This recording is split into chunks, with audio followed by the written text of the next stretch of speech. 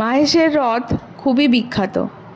মাহেশে জগন্নাথের স্নানযাত্রা এবং রথযাত্রা খুবই জনপ্রিয়।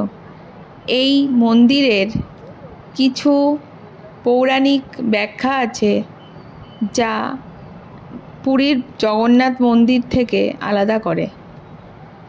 এই মন্দিরের জগন্নাথ অর্চনা প্রায় 629 বছরের প্রাচীন।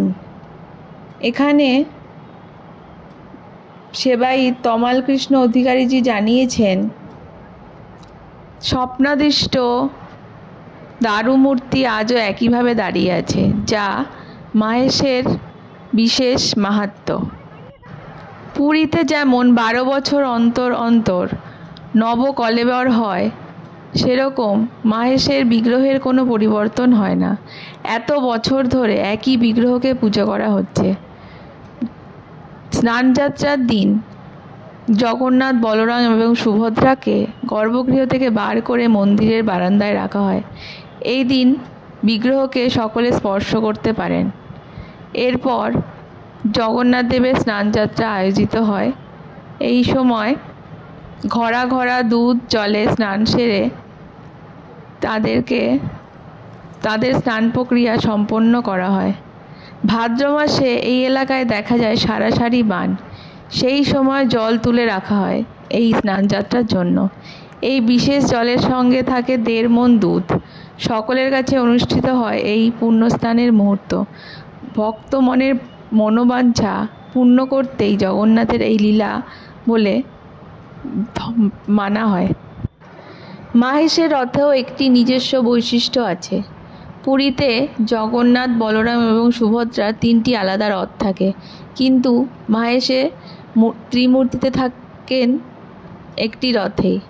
সেই রথের উচ্চতা প্রায় 50 ফুট। পুরীর রথের থেকে এই রথ উচ্চতায় আরও বেশি। মনে করা হয় জগন্নাথ এত উচ্চ রথ আর দ্বিতীয় নেই। উচ্চতা অনুযায়ী রথের ওজনও বেশ ভারী হয়। এই রথের ওজন প্রায় 125 টনের কাছাকাছি।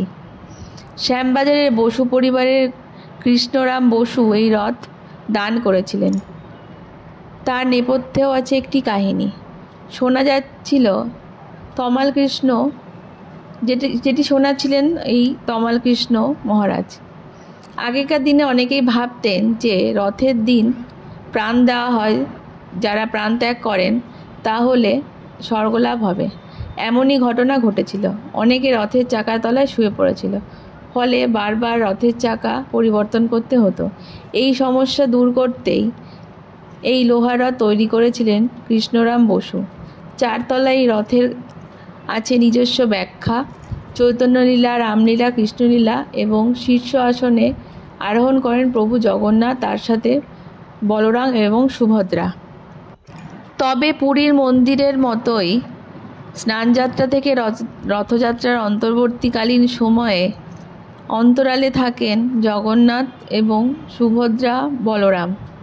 কথিত আছে এখানেও জগন্নাথ জ্বরে ভোগেন এবং দূর দূরান্ত থেকে কবিরাজ এসে তার পাচন তৈরি করে প্রভুর নিয়মিত সেবা করেন। তারপর রথযাত্রার মাধ্যমে জগন্নাথ দেব আবার সকলকে দর্শন দেন এবং মহাসমারোহে দিনটিকে পালন করা হয়।